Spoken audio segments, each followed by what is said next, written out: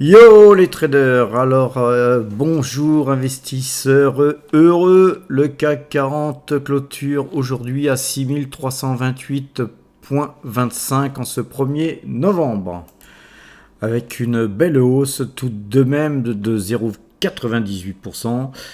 Alors les volumes étaient bien sûr faibles, mais l'important c'est de se régaler. Alors aujourd'hui la bougie sur le CAC 40 est un doji, on va un petit peu agrandir ça. On voit là le doji, on a ouvert avec un gap. Donc on va regarder les Bollinger. Il y avait de la place pourtant, donc effectivement, on a fait quand même une très belle hausse.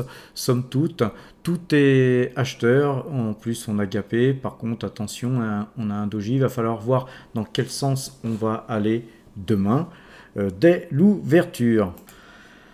De toute façon, en tout état de cause, nous passerons vendeurs qu'à partir de 6256 points. Effectivement, si 6256 points étaient touchés, nous retournerions notre veste et passerions à la vente. Certainement qu'il y aurait de l'argent à faire si on allait plus bas que 6256. En tout cas, il y a encore de la marge pour rester acheteur. Le DAX, lui, clôture à 13 338 points,74 avec une petite hausse de plus 0,64%. Alors, graphiquement, on a à peu près la même figure que le CAC 40, bien que le CAC 40 ait monté un peu plus du double pratiquement. Concernant nos algorithmes, le DAX, lui, passera vendeur à 13 194 points. Donc, à partir de 13 194 points, effectivement, plus d'achat, nous passerons vendeur net. On coupera notre pause, on achètera à la place. Concernant le portefeuille de PowerTrade, la plupart de nos valeurs sont toutes en hausse, à l'instar de Total Energy. Bonduelle aussi tire son épingle du jeu aujourd'hui. Rappelez-vous, je l'avais conseillé à l'achat, ainsi qu'Airbus dernièrement.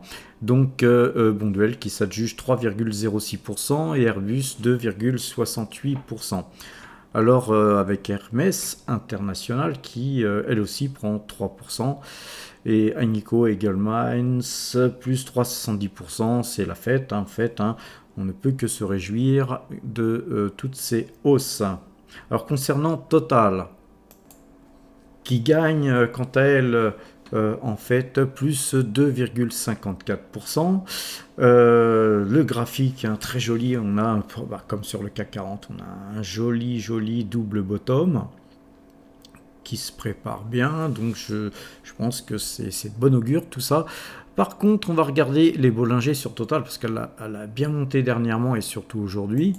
Et effectivement, on est sorti des Bollinger là. Donc il se pourrait quand même que demain elle stagne ou qu'elle rebaisse un petit peu techniquement, va-t-on dire.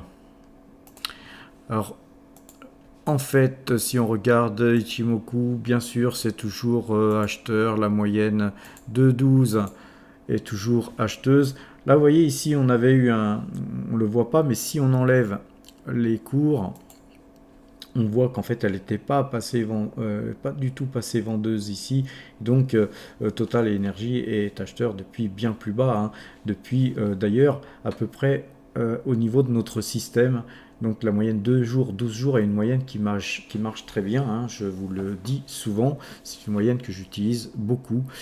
Et donc Total Energy, a priori, et reste bien orienté.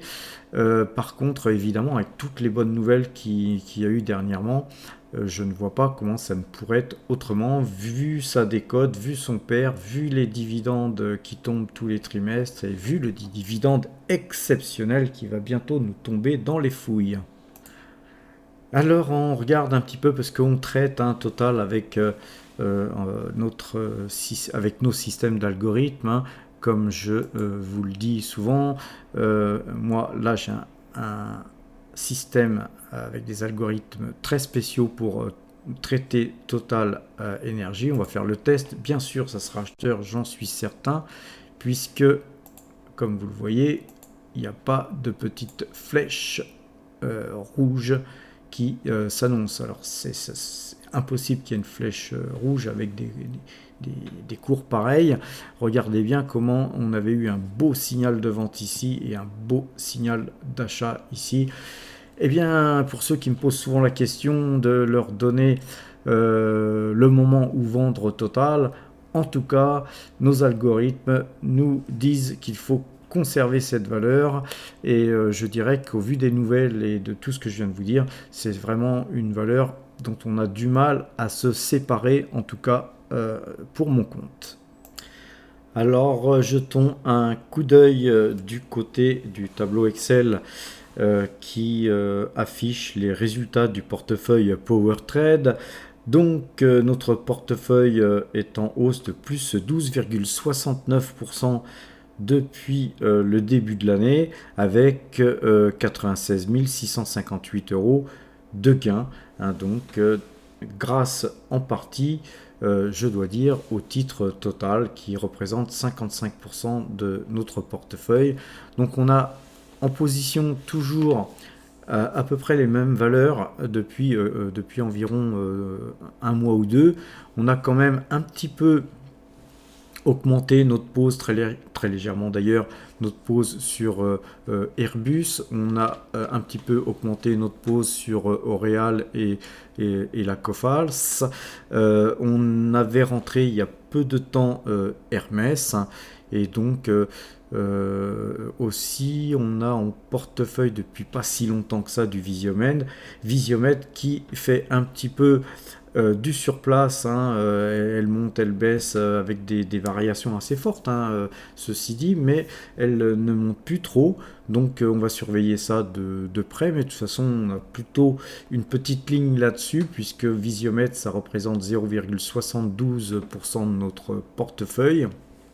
Et puis une nouvelle ligne aussi qui est entrée en portefeuille, c'était Stellantis qui représente que 0,39% de notre portefeuille, mais Stellantis s'est bien comporté depuis notre entrée sur ce titre. On a aussi Bonduelle qui se comporte bien, surtout aujourd'hui, avec seulement 0,32% de notre portefeuille. Après, le reste, effectivement, c'est des petites lignes, et on a en fait aujourd'hui très peu d'espèces, puisque en liquidité nous sommes à 0,78% de notre portefeuille, donc on est bien investi, puisque en fait le vent est porteur. Et puisque le vent est porteur, il n'y a aucune raison d'être trop en liquidité. Voilà, les amis, sur ces bonnes paroles, je vais vous laisser, vous souhaiter une excellente soirée, et à demain, si vous le voulez bien.